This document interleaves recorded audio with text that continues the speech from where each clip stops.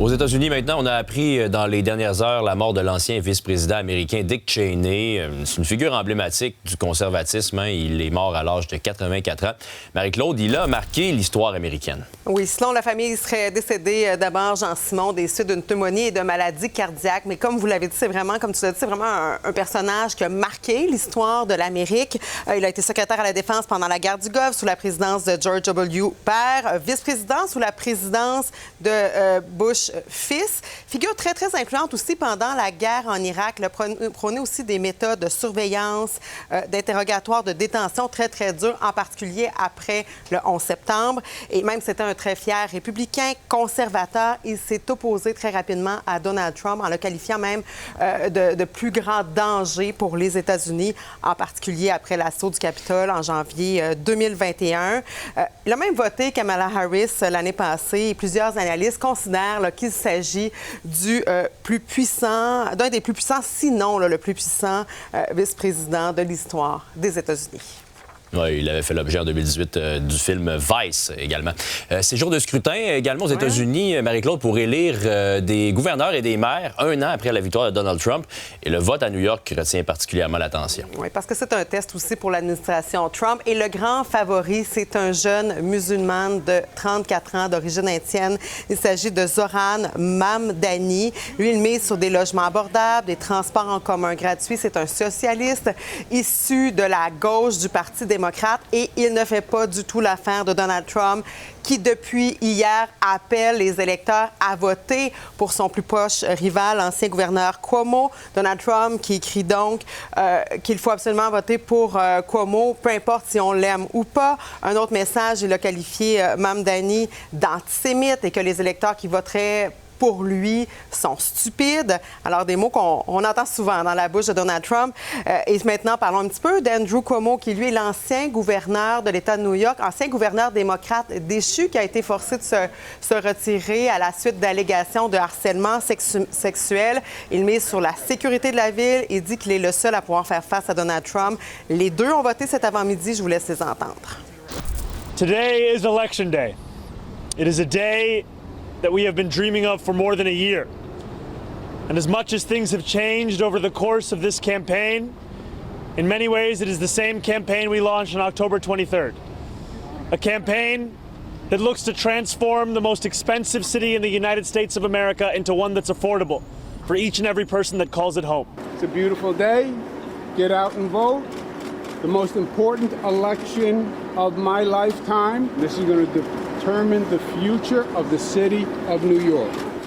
Alors, les bureaux de scrutin sont ouverts jusqu'à 9 h ce soir pour élire le 111e maire de la Grosse Pomme. On s'en parle à 17 h. Merci, Marie-Claude.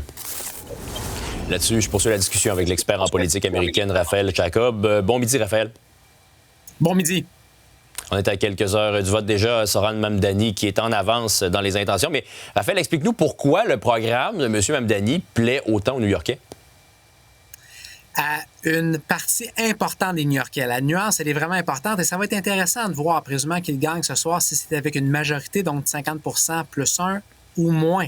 Est-ce qu'il gagne essentiellement parce qu'il bénéficie de la division du vote? Parce que, comme Marie-Claude le mentionnait, son adversaire principal, c'est M. Cuomo, mais il y a également un troisième candidat républicain, M. Sliwa. Donc, c'est très possible que M. Mamdani se faufile avec un 42, 43, 45 % du vote. Donc, il a une base qui est galvanisé derrière lui parce que justement, il est très à gauche. Il a des idées qui plaisent à la base la plus militante du Parti démocrate.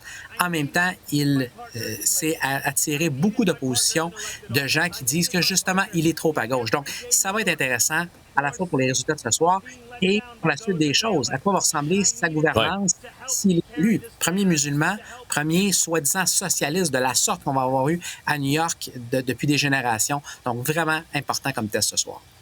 Et là, il y a Donald Trump qui menace carrément, lui, de supprimer les fonds fédéraux à New York si M. Mamdani est élu. Pourquoi aller aussi loin dans ses menaces? La réponse à cette question-là va être plus rapide que celle à la dernière parce que c'est Donald Trump. Donc, il faut en prendre qu'en laisser. Est-ce que ça veut vraiment vouloir dire que du jour au lendemain, le gouvernement américain va couper les vivres à la plus importante mégalopole du pays? Permets-moi d'être extrêmement sceptique.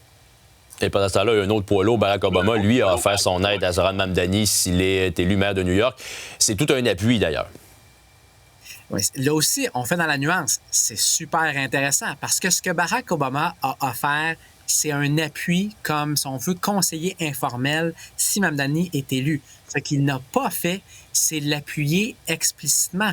Pas plus que le leader démocrate au Sénat, pas plus que le leader démocrate à la Chambre des représentants. Et devine quoi? Les deux sont eux-mêmes de New York. Autrement dit, ce type-là, encore une fois, et ça va boucler la boucle peut-être avec ma réponse de départ, vient galvaniser la base la plus à gauche du parti, la plus identitariste, si on veut, mais crée immensément de remous, pour pas dire d'inquiétude, au sein de l'establishment du Parti démocrate. Donc, M. Obama est un excellent symbole de ça, c'est-à-dire ne veut pas se mettre à dos la propre base du parti, il reconnaît que l'énergie présentement chez les démocrates, elle est là, elle est dans cette faction-là, mais en même temps, il y a un risque qui est perçu de peut-être trop s'éloigner de l'électeur médian aux États-Unis. Donc, encore une fois, absolument fascinant comme scrutin ce soir. Et un petit mot rapidement, Raphaël, sur la mort de Dick Cheney. On retient quoi de cet homme-là? En quelques secondes, évidemment, ça a été dit par de nombreux autres avant moi, le vice-président le plus influent, le plus puissant qu'on va avoir vu de nos vivants, qui a presque à lui seul redessiné c'est quoi la vice-présidence américaine, pour le meilleur et plusieurs diraient pour le pire. Ça aurait été 2 mandats de 4 ans, donc 8 ans à la vice-présidence, extraordinairement controversé, vu par plusieurs comme le parrain de la guerre en Irak. Pas nécessairement quelque chose de glorieux, surtout en rétrospective. Merci beaucoup, Raphaël.